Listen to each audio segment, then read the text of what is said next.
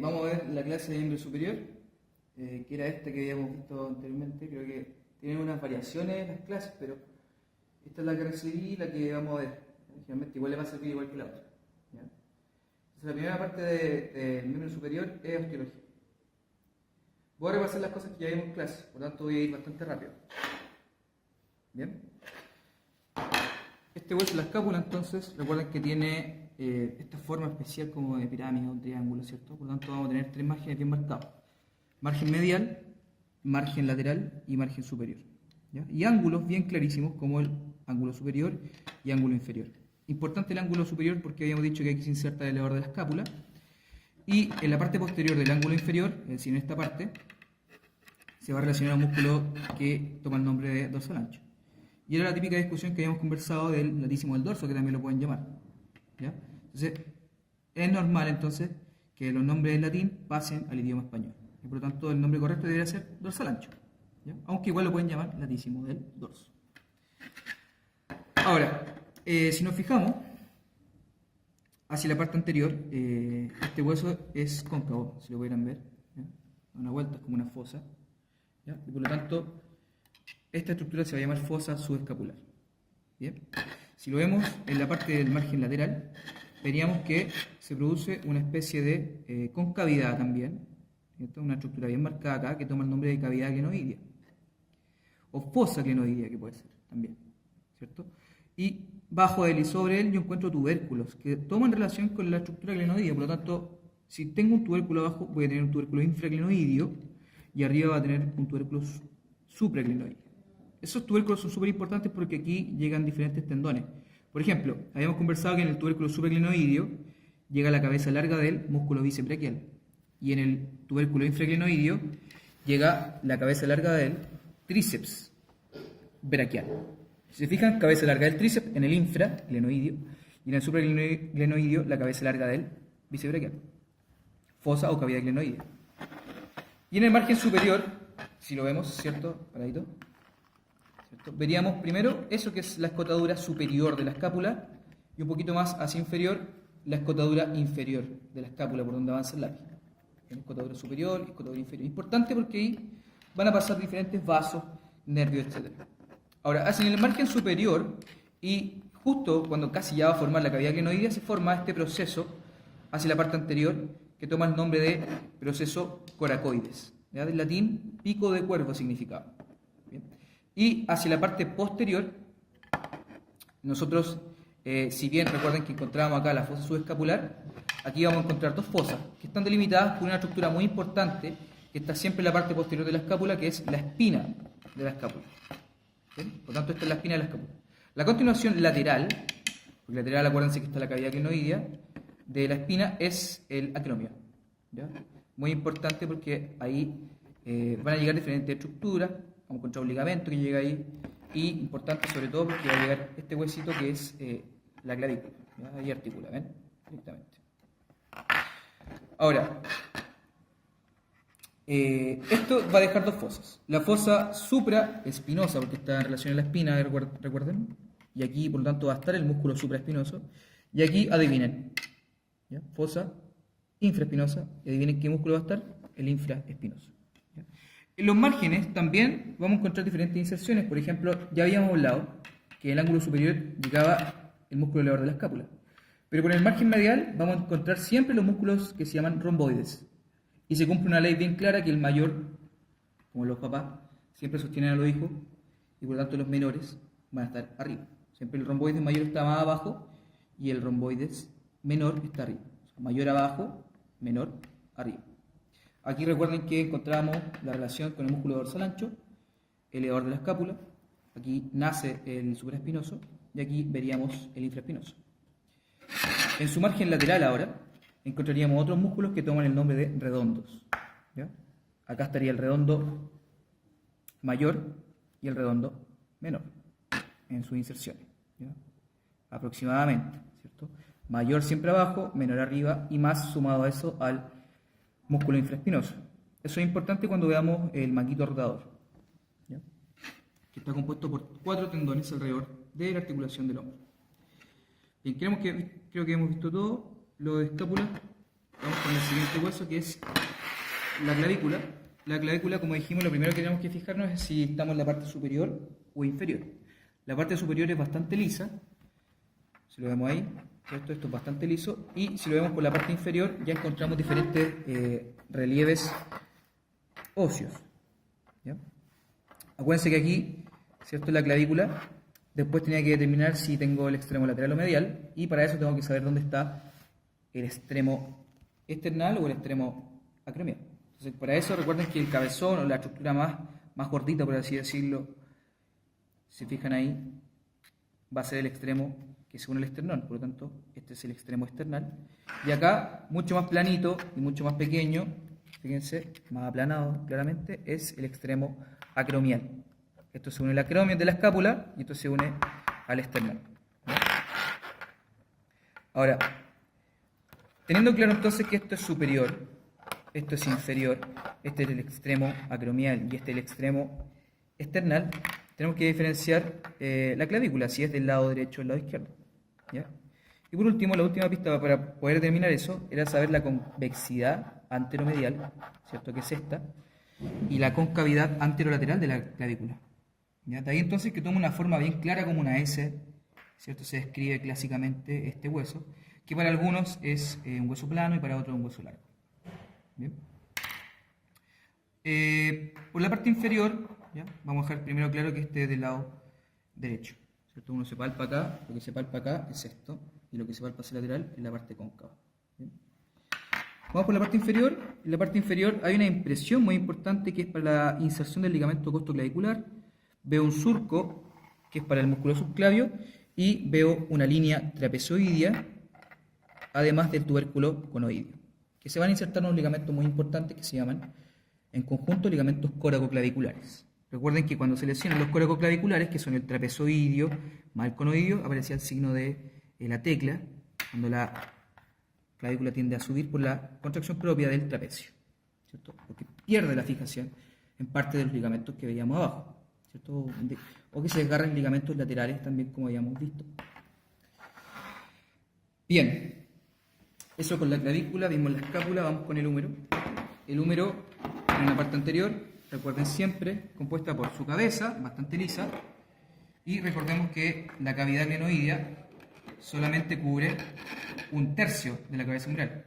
Por lo tanto, si ustedes recuerdan, esta es una articulación sumamente móvil y por eso tiende a luxarse con harta frecuencia, porque, fíjense, hay muy poca superficie que cubre de la cabeza humeral. O sea, tendría que crecer mucho para cubrirlo totalmente. Entonces, ¿qué hace el cuerpo humano? Crea fibrocartílago. Fibrocartílagos que aumentan la congruencia articular, como es el caso en este de un labrum. Un labrum, ¿cierto? Que toma el nombre de glenoideo. Hacia la parte anterior, ahora del hueso húmero, siempre importante por la parte anterior ver los tubérculos. El tubérculo menor siempre hacia medial y el tubérculo lateral, perdón, tubérculo mayor que siempre va hacia lateral. De hecho, incluso es tan grande que ustedes lo pueden seguir viendo hacia la parte posterior, de hecho. Bien. Bien. Entre medio de estos dos tubérculos está el surco intertubercular, muy importante porque por ahí avanza la cabeza larga del bíceps braquial. Bien. En el tubérculo menor llega el músculo subescapular, mientras que en el tubérculo mayor llegan tres músculos: supraespinoso, infraespinoso y redondo menor. Los cuatro componentes del manguito rotador. El subescapular es un rotador medial, mientras que todos los que llegan al tubérculo mayor hacen que el brazo rote hacia lateral, o sea, hacia esto, los tres que están acá en el tubérculo mayor, y hacia adentro, un músculo del gallito podríamos decir, clásicamente el músculo que llega acá al tubérculo menor, el cual es el músculo subescapular. Bien. La cabeza larga del bíceps, recuerden que avanza por toda la superficie de la cabeza, da la vuelta y se va a insertar ahí en el tubérculo supraglenoideo. En la parte lateral de la diáfisis, principalmente vamos a ver eso que es la tuberosidad deltoidea, mientras que en la epífisis distal del húmero, acuérdense que esta es la proximal, en la distal veríamos el capítulo humeral, trócleo humeral, epicóndilo lateral, epicóndilo medial, fosa radial o fosita radial, y esta es la fosita coronoidea. Importante la fosita coronoidea porque recuerden que la ulna tiene el proceso coronoideo o coronoides Cuando ustedes hacen flexión, miren lo que pasa. O ahí mejor. Choca el proceso coronoide con su fosita coronoide. ¿Bien? Eso es muy importante. En el epicóndilo medial se insertan todos los músculos flexores del antebrazo que veríamos siempre hacia la parte más anterior. O sea, acá, en posición anatómica, los que están adelante son flexores y los que están en la parte posterior van a ser extensores. Los flexores se insertan todos en el epicóndilo medial, mientras que los extensores se insertan principalmente en el epicóndilo lateral. ¿Bien? Hacia la parte posterior nos queda esta estructura muy importante que es la fosa olecraniana. ¿Ya? Que es muy importante porque ahí va a participar esta estructura de la ulna, fíjense que es como una abrelata, ¿cierto? Perdón, una abrebotella, una cervecita, etc. Y esto, ¿cierto? Choca ahí, directamente, ¿cierto? Entonces, cuando ustedes hacen extensión ahora, el olecranon ingresa a su fosa olecraniana. Y esta es la que se lesiona mucho a levantadores de pesas cuando la levantan, ¿cierto? Muchas veces se sale de su articulación la ulna. ¿Y quién lo acompaña siempre? Este huesito que es el radio que va ahí. Si ustedes se fijan, no corresponde al mismo lado, pero aquí fíjense que articula el radio, fíjense cómo se desliza en el capítulo, y en la tróquea va a llegar la ulna. Entonces ahí le dan la característica principal al codo, que es una articulación principalmente ginglio o troclear. Vamos con la ulna ahora. La ulna es este hueso, ¿cierto? Tiene el olecranon, ¿cierto? Tengo esta fosa que es bastante cóncava, tengo el proceso coronoides, y ahí fíjense una incisura propia para el hueso radio, que el radio se va a unir a él. Entonces dejo una incisura para que se una directamente, para que articule entonces el radio ahí. Recordemos que esta articulación entonces sería la radio ulnar proximal, y como gira esto para la pronación, eso, sería eso, ¿cierto? Entonces, fíjense cómo el radio va a montar siempre a la ulna en la pronación. ¿Ya? Por lo tanto, muy importante, incisura radial. Articulación sinovial pivote. Igual que la distal, que sería esta, que también participa con la rotación y la pronosupinación, y por lo tanto también sería una sinovial pivote. Entre medio de estos dos huesitos, entre la ulna y el radio, acuérdense que está la membrana interósea, muy importante porque distribuye las fuerzas. Hay fibras que son oblicuas, inferiores, al medio y hasta la parte superior. Y hasta tiene un refuerzo esta articulación que vamos a ver después, que es la cuerda oblicua. Muy importante. Siguiendo con la ulna, perdón, tengo la turosidad, muy importante porque ahí se inserta el músculo braquial. Y hacia la parte distal tengo, fíjense cómo disminuye el tamaño de la ulna, mientras que la parte más superior es más grande. Y queda esta puntita en la ulna que es este huesito que generalmente uno se palpa ahí, ¿cierto? Que se llama proceso estiloides de la ulna. Para el lado del radio, fíjense, al principio la parte superior en comparación es más chiquitita, pero a la parte distal, o epífisis distal, es más grande en comparación con la ulna. Y así lo pueden diferenciar en diferentes cortes axiales después. Bien, este que tenemos una superficie para articular con la ulna. Tengo la tuberosidad del radio, que ahí se inserta el músculo bíceps braquial, y hacia la parte distal principalmente veríamos la parte posterior, ¿cierto? Porque esta es la cara anterior. Veríamos en la parte posterior el tubérculo dorsal. Y se puede palpar, de hecho. Entonces, palparían el tubérculo dorsal en esa zona. ¿Ya? Importante detallar este margen bastante afilado, que también es propio de la ulna, bastante afilado, si se fijan. Es muy importante porque en esas dos zonas ahí viene que se inserta la membrana interósea. Por lo tanto, la articulación que está en medio acá, entre estos dos huesos, sería una sindesmosis. Bien, creo que hemos visto todos los huesos. Vamos a ver las articulaciones. Ya, siguiendo con... Vamos a ver esta articulación del hombro, en donde voy a ver diferentes músculos. ¿Cómo se llama ese? Supraespinoso. Acá estaría el infraespinoso. Aquí estarían los músculos redondos. Acuérdense que el que está más abajo sería el mayor y acá arriba estaría el menor, ¿cierto? Este está mostrando el menor, propiamente tal, ¿cierto? El mayor estaría cortado un poquito más abajo. ¿Ya? Entonces este que está mostrando el modelo es el menor. ¿Por qué? Porque los tres, recuerden ustedes, están llegando al tubérculo mayor del húmero. Hacia el tubérculo menor, recuerden siempre que llega este músculo, que era el subescapular, por lo tanto esto rota hacia adentro, el subescapular, músculo del gallito, acuérdense, y los rotadores externos o laterales van a ser el supraespinoso, infraespinoso y redondo menor. Bien, recuerden que los cuatro forman el manguito rotador. ¿Por qué se llama así? Porque permiten rotar, principalmente el húmero, en la articulación del hombro. Los ligamentos que hemos visto, algunos, tengo acá por ejemplo el ligamento acromio clavicular, el córaco acromial y los córacoclaviculares. Acuérdense que está el conoidio y el trapezoideo. El trapezoideo conoideo. Fíjense que también acá yo veo otra inserción importante. Ahí está el surco intertubercular y cada tubérculo va a dejar una cresta en donde se insertan diferentes músculos. Por ejemplo, el tubérculo mayor deja la cresta del tubérculo mayor, que es muy importante porque eso permite la inserción ahí del pectoral mayor. Ese es el pectoral mayor. Luego vendría este músculo, que queda entre medio, casi en el piso del surco intertubercular, que es el latísimo del dorso o dorsal ancho. Y este, que es la cresta del tubérculo menor, importante porque ahí se va a insertar el músculo redondo mayor. ¿Ya? Se fijan, puros músculos grandes están llegando en esta parte. Mayores, grandes. ¿Ya? Creo que hemos visto todo este mono. ¿Cierto? Cambiamos a esta articulación una vez más. Ligamentos conoideos, no está bien marcado acá, no nos sirve mucho. Pero aquí importante vamos a ver este foramen, ¿cierto? Que se forma principalmente en la incisura superior de la escápula. ¿Y quién tapa esa incisura? Esto, que se llama ligamento transverso superior de la escápula. Es muy importante porque fíjense que va a permitir el paso de algunas estructuras. ¿Ya? Fíjense que en esa imagen de Netter no se ve tan bien, pero dentro de ese espacio va a pasar el nervio supraescapular. Y por fuera, o sea, en esta posición, pasaría la arteria supraescapular. En cambio, en la incisura inferior, que era este espacio, van a pasar tanto la arteria como el nervio supraescapular en su recorrido inferior. Bien, muy importante porque participa en la inervación y la vascularización de esos músculos.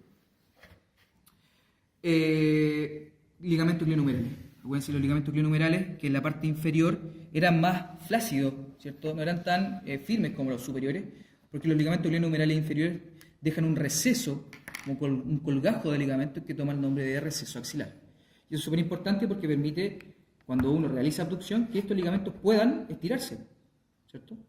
Si fueran muy gruesos o muy resistentes, no permitiría movimiento. Y es lo que pasa en algunos tipos de patologías como el hombro congelado o trastornos que afecten los ligamentos de esta articulación. Por este lado también puedo ver otro ligamento, no se nota muy bien, pero viene del proceso coracoides por dentro, que se llama coracohumeral. Y muy importante, acuérdense, este túnel, ¿cierto?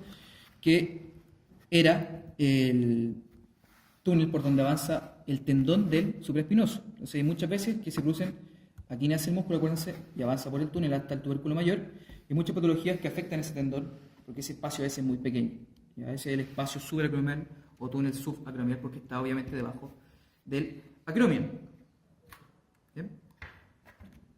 Bien, aquí también podemos ver, fíjense, eso que sería, si les pincho ahí, la cabeza larga de qué músculo, bíceps braquial. ¿Ya? Creo que hemos visto toda la parte. En el codo, principalmente, una cápsula. ¿Cierto? Una cápsula que va a participar principalmente como un soporte de la articulación, en los cuales puedo ver ligamentos colaterales y tengo que determinar qué es medial y qué es lateral. ¿Cómo lo hago? Con los epicóndilos. El más grande siempre era medial, por lo tanto, aquí tengo el ligamento colateral medial y acá tengo el ligamento colateral ulnar. Hay unos refuerzos bastante importantes, ¿sí? Que son los ligamentos oblicuos anteriores, y en la parte posterior veo los ligamentos humerohumerales, por ejemplo, que típicamente son más transversos. ¿Ya? Fíjense la dirección de las fibras. ¿Ya? Refuerzos ligamentosos que les había comentado de la membrana interósea y de esta articulación propia, tenemos a este que es la cuerda oblicua, que participa, acuérdense, apoyando esas inserciones propias que tenía la membrana interósea. Aquí, si les pregunto eso, debajo sé que está la tuberosidad del radio, por lo tanto, esa es la inserción del músculo bíceps braquial. Si hubiera un tendón acá, sería la inserción del braquial. Esta es la ulna y este es el radio. Articulaciones. Recuerden entonces ahora que la articulación glenohumeral era una sinovial esferoidea. El codo como tal, toda su principal función es una sinovial gíngrimo, mientras que voy a ver diferentes articulaciones propias acá. Por ejemplo, la húmero radial, húmero ulnar y la radio ulnar proximal. O sea, 3 articulaciones en el codo. Acuérdense que la húmero radial es una sinovial elipsoidea para algunos y para otros esferoidea. En el caso personal, pueden tomarla como los dos, esferoidea o elipsoidea. Y acá, en la tróclea, acuérdense que se une la ulna, entonces él le da la característica propia al codo, por lo tanto es una sinovial gínglimo, ¿cierto? O tropial. Acuérdense que eso era el epicóndilo medial. La parte más inferior, radio ulnar distal, que era una sinovial pivote. ¿Ya? Y pasamos a los huesos de la mano. Acuérdense primero identificar el pulgar, segundo dedo, tercer dedo, cuarto dedo, quinto dedo, que también le dicen mínimo, y vamos con la hilera proximal. ¿Cómo se llama ese? Escafoides, semilunar, piramidal y pisiforme. La hilera distal ahora sería trapecio, trapezoide grande y ganchoso. Fijarse bien en el gran gancho que tiene este hueso, que permite la inserción de un ligamento, ¿cierto? Que va a formar con el pisiforme, ¿cierto? Para el paso del nervio ulnar. Es el antiguo canal de Gullón, que se llama el epónimo, ¿cierto? Recuerden que no debemos usar eso. Un canal propio para el nervio ulnar, ¿cierto? Ahora, hacia la parte más anterior, recuerden que tengo los metacarpianos y las falanges. ¿Ya? Unos huesos pequeños, acá los sesamodillos también en la base de esta parte del pulgar. Diferentes articulaciones, acuérdense que ¿cuál de los dos participaría principalmente en la articulación de la muñeca como tal? Sería el radio de la ulna, el radio. Acuérdense que esta parte es más grande y participa efectivamente formando una articulación sinovial elipsoidea. ¿Cuál es el nombre de esta articulación? Sería radio carpiana. Sinovial elipsoidea. Fíjense que ahí se forma una convexidad entre todos estos huesos de la hilera proximal y el radio tiene una concavidad. Convexo y cóncavo, dada esa característica elipsoidea. El radio, fíjense que no se une mucho a la muñeca o a los huesos directamente del carpo, por eso ustedes pueden mover esta parte fácilmente. ¿Ya? Muchas veces ahí se inserta también o se relaciona un menisco, que le dicen menisco triangular, que es un fibrocartílago también. ¿Ya? Y entre la hilera proximal y distal hay una articulación que se llama doble elipsoidea. Si lo pudiéramos fijar, veríamos dos concavidades, ya en sentido opuesto. ¿Se ve que es como una ola? Entonces hay dos elipsoides, por lo tanto, doble elipsoidea la podemos llamar, sinovial doble elipsoidea. Y para acá, las articulaciones carpo-metacarpianas generalmente son planas. ¿Ya? Excepto esta, que es del primer pulgar, acuérdense que está el trapecio con el metacarpiano, que era una sinovial celar, probablemente por las características de la superficie articular. Acá tengo puras elipsoideas, ¿cierto? Y en el pulgar principalmente van a ser bisagras, o ginglimos. ¿Ya? Estas son ginglimos también. Bien, y una cosa muy importante es la inervación del miembro superior. Recuerden que el plexo braquial va de C5, de la raíz de C5 a T1. Principalmente recuerden que son las raíces ventrales, ¿cierto? Como lo ven en su clase, lo vamos a mostrar al tiro. Lo tienen en su clase, ¿cierto? Les completé para que vayan identificando las diferentes estructuras. De C5 a T1 nace entonces son las raíces ventrales, porque acuérdense que las dorsales se van hacia la parte posterior siempre, inervan menos estructuras, por lo tanto son nervios más delgaditos. ¿Ya? Entonces, fíjense cómo se va formando un conjunto de nervios y se relacionan importantemente con una arteria, ¿cierto? Que es la arteria axilar, que la podemos ver acá. Entonces, fíjense la salida, ¿cierto? Una vez yo tengo subclavia acá, paso la primera costilla, tengo la axilar, y fíjense cómo todos estos ramos, o todas estas partes, principalmente del plexo braquial, van rodeando a esta arteria, ¿cierto? Ahora, lo que vemos ahí, principalmente en esta imagen, vamos a verlo por acá, ¿cierto? Van a ser todos los ramos terminales, principalmente del plexo braquial, en colores. ¿Ya? Recuerden que primero están las raíces, luego vienen los troncos, ¿cierto? Que son tres, superior, medio, inferior. Luego vendrían los fascículos, lateral, posterior, ¿cierto? Y medial acá, no se ve tan bien, sería el verde, por ejemplo. Y finalmente dan todos estos ramos terminales. Repito nuevamente, raíces, tengo troncos, ¿cierto? Esto se divide en divisiones, después mucho, que son 6, 3 divisiones anteriores, 3 divisiones posteriores. Y después tengo fascículos que son 3, lateral, posterior y medial. Entonces de ahí van a salir diferentes nervios. ¿Ya? Acuérdense siempre, lateral, posterior y medial. ¿Ya? En posición anatómica, acuérdense, si yo estoy así, el fascículo medial va a originar diferentes nervios. ¿Cuál debiera ser un nervio del fascículo medial propiamente tal? Un nervio que se va por este lado y de ahí toma el nombre de nervio ulnar, ¿cierto? Por lo tanto, siempre que veamos la parte más medial, ¿cierto? Ese va a ser el nervio ulnar. Para acá va a estar el nervio mediano, ¿cierto? Este que queda inervando esta zona es el nervio musculocutáneo. Este que queda en la región del hombro es el nervio axilar. Y fíjense, el único que se va por detrás del bracito en esta región sería el nervio radial. Por lo tanto, cuando yo les pregunte qué nervio se encarga de inervar todos los músculos del compartimento anterior, tiene que ser este, que es el músculo cutáneo, este, ¿cierto? ¿Y quién inervan todo el compartimento posterior? Este, que es el nervio axilar. Ahora, muy importante porque la arteria axilar tenía un límite que era el límite inferior del tendón del pectoral mayor y bajo eso se llamaba braquial, ¿cierto? Por lo tanto, aquí si les pincho es braquial. Acá arriba sería axilar, acuérdense que lo están envolviendo. Y acá antes de la primera costilla, subclavia. Ahora, eso es importante, ¿por qué? Porque después vamos a ver que, yo les digo a los 5 amigos, que en este momento están todos juntos, pero comienzan a separarse. ¿Por qué? Porque en el hombro se queda el axilar. Y descienden ¿quiénes? El radial, músculo cutáneo, mediano y el que está acá, el ulnar. O sea, de los 5 quedan 4 ahora. Músculo cutáneo se va al compartimento anterior y el radial queda en el compartimento posterior. ¿Qué músculo estaría atrás? El tríceps. ¿Qué músculos están adelante? 3. ¿Ya? ¿Cuáles músculos están en el compartimento anterior? Aquí veríamos 3, como dijimos. El bíceps braquial con su cabeza corta, cabeza larga, recuerden las inserciones donde llegan. Y aquí tengo el tendón principal que se insertaba en la turosidad del radio. Si yo saco esto, puedo ver el músculo coracobraquial y el músculo braquial. Y puedo ver a este nervio, bien famoso que ya lo he nombrado, que se llama nervio musculocutáneo, que finalmente termina su recorrido acá. Por lo tanto, de los 5 amigos, ahora ¿cuántos nos quedan? 3. ¿Quiénes van a seguir bajando? Este, que es el mediano, y acuérdense siempre, por el lado de la ulna va a ir el nervio ulnar. ¿Bien?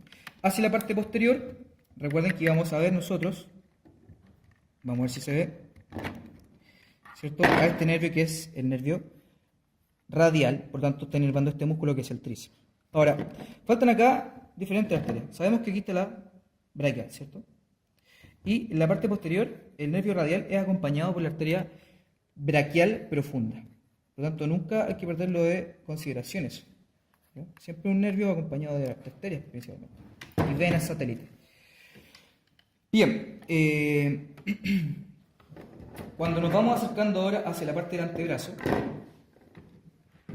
fijémonos que tengo la arteria braquial acompañada ahora solamente del nervio mediano. ¿Ya? Y en la parte posterior del epicóndilo medial avanza el nervio ulnar. ¿Bien? Ese nervio ulnar, fíjense, pasa por un canal propio que se llama canal cubital. Mientras que el mediano sigue acompañando la arteria braquial. Ahora, ¿qué pasa con el radial que también venía bajando por la parte posterior? ¿Ya? Fíjense que venía por detrás y ¿dónde va a aparecer en el codo? Va a aparecer en la parte lateroanterior, ¿cierto? Parte lateral y anterior. Y justo ahí, ¿cierto? Se va a dividir en 2 ramos, un ramo superficial y un ramo profundo. Fíjense que el ramo profundo, aquí estoy por anterior porque está la palma de la mano. Esa es la palma de la mano, está la parte anterior. El ramo profundo, si estoy por delante, ¿para dónde se va a ir? Si se profundiza, va a aparecer siempre por la parte posterior. Entonces, cuando les pregunte, por la parte posterior están los extensores. ¿Por quién van a estar inervados esto entonces? Por el ramo profundo, ¿cierto? Del nervio radial. Y este ramo superficial da principalmente ramos que son cutáneos. ¿Ya? Este nervio termina su recorrido antes de llegar a la mano. Por lo tanto, cuando les pregunten la mano, finalmente, ¿qué nervios llegaron a la mano? De los 5 amigos, solamente llegan a la mano el mediano, que es ese, más este, adivinen cómo se llama, al del lado del dedo chico, nervio ulnar. ¿Bien? Ahora dijimos que en el compartimento anterior estaban los músculos flexores. Y en el compartimento posterior estaban los posteriores. Entonces, aquí se nombran músculos de acuerdo a su ubicación principalmente. En el compartimento anterior yo puedo ver el músculo pronador redondo primero. Fíjense siempre la posición, aquí está el pulgar. Pronador redondo, flexor radial del carpo, músculo palmar largo, o palmar solamente, y el flexor ulnar del carpo. Y fíjense las relaciones que tienen con los vasos y nervios. Porque debajo del flexor ulnar del carpo, recuerden siempre que avanza la arteria ulnar y el nervio ulnar. Y debajo de este músculo que estaba encima, ¿cierto? Sería este, ¿cierto? Que es el braquio radial, va a estar debajo de él siempre el nervio radial avanzando. Eso es muy importante cuando ven los cortes axiales o en resonancia o en TC, saber identificar siempre los techos, les digo yo, el braquio radial, el techo para el radial, y el flexor ulnar del carpo, el techo para el ulnar. Bien, seguimos entonces, pronador redondo habíamos quedado acá, y aquí tengo braquio radial, que es todo este músculo, y los extensores radiales, porque estoy en el lado del pulgar, acuérdense. Extensor radial largo y extensor radial corto. Braquio radial, extensor radial largo, extensor radial corto. Ya acercándome a la parte superficial de la parte posterior, tengo los músculos extensores, ¿ya? Algunos autores mencionan este como parte del compartimento de brazo, pero aquí lo veremos como parte de antebrazo, ¿ya? Este es músculo anconio, y para acá vienen músculos extensores ulnares, ¿cierto? Este sería el extensor ulnar del carpo. Acá teníamos los extensores radiales, acá viene el extensor común de los dedos, y para acá uno muy finito, muy delgadito, que va hacia el dedo mínimo, por lo tanto se llama extensor del mínimo. Al sacar esto entonces, la parte superficial, fíjense que puedo empezar a ver diferentes músculos bajo este plano, y veríamos entonces el segundo plano, ¿cierto? Que es propio del flexor superficial de los dedos. ¿Ya? O sea, el músculo superficial de los dedos lo saqué al sacar esto. Entonces aquí, eso me permite ver, ¿cierto?, el nervio mediano, ¿cierto?, que está acompañado por otro nervio ahí, ¿cierto?, que es el nervio interoseo anterior y la arteria interosea anterior. ¿Ya? Aquí teníamos la arteria ulnar, arteria interosea anterior, nervio interoseo anterior. Bien. Ahora, este que estoy viendo acá sería el flexor profundo de los dedos. Y este músculo que está a este lado, que va al pulgar, se llama flexor largo, porque viene del antebrazo, se llama flexor largo del pulgar. Para este lado, la arteria radial, ¿cierto? Y ahí fijémonos cómo da el radio parte de la inervación cutánea a la mano. ¿Ya? Fijémonos al tiro en eso, rápidamente, cómo el radial va a inervar la mano. Aquí ustedes tenían la clase de los nervios. Fíjense que ahí está la manito, ¿ya? Y el territorio de inervación que tiene, ¿cierto? Fíjense que está en la parte principalmente posterior del brazo, posterior del antebrazo, y va a llegar a la mano solamente a inervar piel, inervación cutánea, ¿ya? O sea, parte del pulgar y llega como hasta la mitad nomás del segundo y tercer dedo, ¿ya? En la parte posterior. Bien, es inervación cutánea que es propia de este ramo superficial. Por eso se llama superficial, porque va a la piel, gracias a todos estos nerviecitos. Y el ramo profundo iba para acá atrás, a los músculos extensores. Bien. Bien, hay unos músculos que están debajo de estos, que van principalmente al pulgar, como el abductor largo, el extensor corto, el extensor largo del pulgar. Entonces, abductor largo, extensor corto, extensor largo del pulgar, y hay otro que se llama extensor largo o extensor propio del índice. Son 4 músculos que están debajo de esto. ¿Ya? Los pueden ir identificando ahí en su estudio anatómico. Ahora, en la parte más anterior, es importante hablar del túnel carpiano. El túnel carpiano principalmente está dado por este ligamento que se llama ligamento transverso del carpo, por lo cual forma el techo de todos los tendones que están pasando acá. Ahora la pregunta es, ¿qué tendones? ¿Los flexores o los extensores? Y la respuesta es que son los tendones flexores. Cuando uno hace muchos movimientos, ¿cierto? O el típico lesión de la secretaria o el secretario, cuando están apretando mucho los teclados de los computadores, producen una inflamación de la vaina sinovial que envuelve todos estos tendones, comprimiendo ¿qué nervio? Este que va pasando por acá, que es el nervio mediano, que es una sintomatología propia de los dedos, porque si ustedes ven, el mediano va hacia diferentes deditos. ¿Se fijan?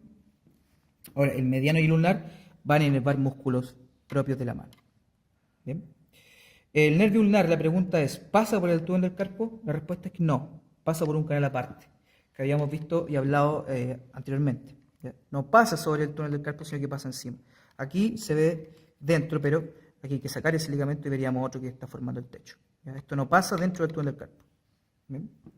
Un componente importante también del túnel del carpo que muchas veces se obvia o se olvida es el de la arteria mediana. La arteria mediana es una rama de la interosa anterior que acompaña a este nervio, ¿cierto? O sea, un porcentaje de la población. Y para acá tengo el arco palmar superficial que está formado principalmente por la arteria ulnar, ¿cierto? Ramos del nervio mediano y ramos del nervio ulnar. Eminencia tenar, eminencia hipotenar, región central de la mano. Entonces, cuando se miran su mano ustedes, ¿cierto? Hay dos cerritos, esta sería la eminencia tenar, esta sería la eminencia hipotenar, y aquí tengo la región central de la mano. Ahora, hay diferentes músculos, hay 4 acá y hay 4 acá, ¿ya? Flexor corto, abductor del pulgar, oponente y aductor, ¿ya? Acá tengo flexor del mínimo, oponente del mínimo, el palmar cutáneo y un músculo más propio de esta eminencia hipotenar, ¿ya? Que lo vimos en las clases. En la región central, principalmente vemos los músculos interóseos, ya sea los palmares que producen que se junten los deditos, o los interóseos dorsales que permiten que se abran los dedos. O sea, si yo recibo eso, ocupo los interóseos palmares. Si yo abro y lo boto, ocupo los interóseos dorsales, ¿ya? Importante señalar que todos los interóseos están inervados por el nervio ulnar, ¿ya? Y que, por lo tanto, el ulnar inerva músculos de la región hipotenar y el mediano participa en la inervación de la región tenar, ¿ya? El nervio ulnar se da la vuelta para acá y va a inervar a este músculo que es el aductor del pulgar. ¿Bien? Pareciera ser parte del primer interóseo dorsal, ese músculo sí, que está ahí. ¿Ya? Pero si vemos el aductor, estaría inervado por el ulnar. Bien,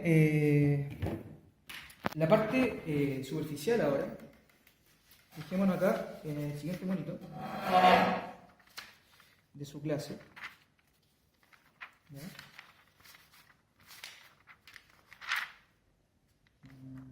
Aquí está. La inervación, la irrigación, perdón, el drenaje venoso, perdón, de la parte superficial. ¿Ya? Fijémonos que principalmente las venas superficiales del miembro superior son dos.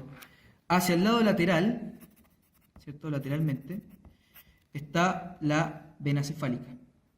Mientras que hacia el lado medial comienza a ascender, ¿cierto? Principalmente la vena basílica. ¿Ya? Basílica y cefálica. Esto es medial, recuerden, y esto es lateral. Y esos traen principalmente la sangre del miembro superior. ¿Hacia dónde drenan? La cefálica va a subir y va a entregar su sangre a la vena axilar. Imagínense, va a llegar hasta acá arriba. Ingresa por un espacio ahí, a través de un surco que se llama delto pectoral, y pasa a entregar su sangre principalmente a la vena axilar. Y la vena basílica se hace profunda y llega a la vena braquial. ¿Cierto? Esas son las venas bastante superficiales que pueden ver comúnmente en sus brazos, en sus miembros superiores. Muchas veces se pincha acá una arteria para sacar sangre que se llama arteria mediana basílica. Estaría ahí marcada, ¿se fijan? Arteria mediana basílica. ¿Cierto? Típicamente para extraer muestras de sangre. Ahí la veríamos también ahí, en ese lado. También llamada mediana del codo, ¿cierto? Y profundas, las venas profundas acompañan a la arteria. Y las arterias, las venas toman el mismo nombre que las arterias. Por ejemplo, veríamos venas axilares, veríamos venas braquiales, venas ulnares y venas radiales. Son satélites, generalmente son pares, son dos que van acompañando a cada arteria. Finalmente, los espacios. Ya acá hay un espacio, no lo puedo ver bien, pero aquí hay unos espacios compuestos por músculos en la región de hombro. Fíjense que hay un espacio cuadrangular, hay un espacio triangular chiquitito, y acá hay una estructura que se llama intervalo triangular. El espacio cuadrangular típicamente lo van a ver siempre en los modelos, y está compuesto por ¿qué músculos? Veamos, tratemos de identificarlo. El techo, músculo redondo menor. El piso, músculo redondo mayor. La parte lateral, por la cabeza larga del tríceps. Y la parte medial, por el húmero. Importante porque por ahí avanza el nervio que da la vuelta, ¿cierto? Que es este. ¿Ya? Ese espacio entonces va a perforar este espacio que permite dar la vuelta a la cabeza o al cuello inicialmente del húmero que es el nervio axilar. Siempre va a estar acompañado por la arteria circunfleja humeral posterior. En la parte de abajo tengo otro espacio que no es un espacio escapulohumeral como estos dos, porque estos dos son escapulohumerales, este no es escapulohumeral. ¿Ya? Este es otro espacio, aparte que toma el nombre de intervalo triangular. ¿Cómo lo delimitamos? Redondo mayor, cabeza larga del tríceps y el húmero. ¿Qué pasa por ahí? La arteria braquial profunda, acompañado siempre del nervio radial, que recuerden que se va hacia posterior. Y finalmente el espacio triangular, que es muy importante porque da ramas arteriales principalmente que participan en irrigación de todos estos músculos escapulares. Vamos a ver que está compuesto por el redondo menor, redondo mayor y el músculo infraespinoso. Ahí se forma un espacio casi bien pequeñito, donde pasan principalmente arterias. ¿Ya? Las ramas del axilar, primera porción, segunda porción, tercera porción. Primera porción, la arteria torácica superior, que sería esa. En la segunda porción, dos ramas, el tronco toracocromial y la arteria torácica lateral, que desciende por el tórax. Y en la cuarta porción, perdón, en la tercera, tres. ¿Cuáles serían? La subescapular, sería esta ramita, subescapular, y las circunflejas, circunfleja humeral anterior y posterior. ¿Qué nervio acompaña la posterior? El axilar. Esas relaciones nunca lo olviden. Otra relación, acuérdense, la arteria braquial, ¿quién la acompaña acá? El nervio ulnar y el nervio mediano. Acá, la arteria braquial profunda, ¿quién la acompaña? El nervio radial. ¿Ya? Y nos falta algo muy importante, que es la fosa cubital. ¿Ya? Ahí podemos ver los espacios más grandes, los espacios escapulohumerales, que era el cuadrangular y el triangular.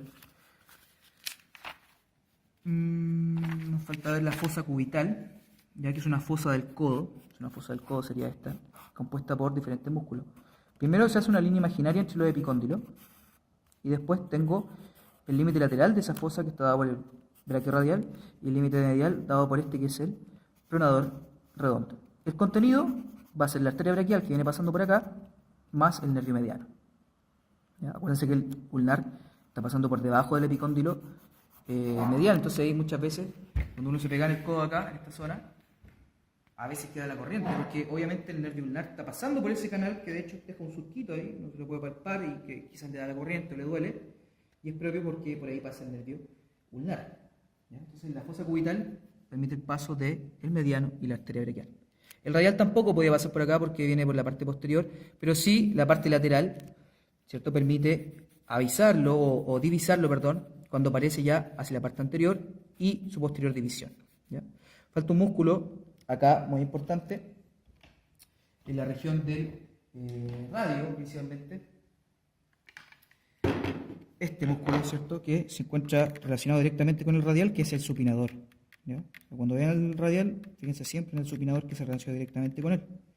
¿Bien? Recuerden el ramo superficial y lo que estamos viendo ahí es el ramo profundo. ¿Cierto? Entonces creo que hemos visto todo, lo demás lo pueden ir viendo en su clase. Está bien catalogado, los compartimientos los tienen que estudiar ustedes, anterior y posterior. La región hipotenar, los músculos, acuérdense que está el aductor del dedo mínimo, flexor corto, oponente y el palmar cutáneo, que lo pueden ir identificando en sus diferentes estudios. Función de los interóseos, acuérdense que los interóseos palmares que hacían aducción junto a los deditos, los dorsales abren, y superficiales interóseos palmares, vemos los lumbricales que significan lombrices, que toman relación con, fíjense, estos tendones flexores en primera instancia, por lo tanto los veo por delante. Y esos tendones después se van hacia arriba y hacia atrás, y adivinen con quién se relacionan después con los tendones del extensor de los dedos. ¿Ya? Por lo tanto, el lumbrical, si bien lo vemos por delante, después recuerden que se va hacia atrás. Primero se inserta con los tendones de los flexores y después se va para atrás a unirse el maldito, mira, fíjese, lo deja y se une con el tendón de los extensores. ¿Eso qué permite?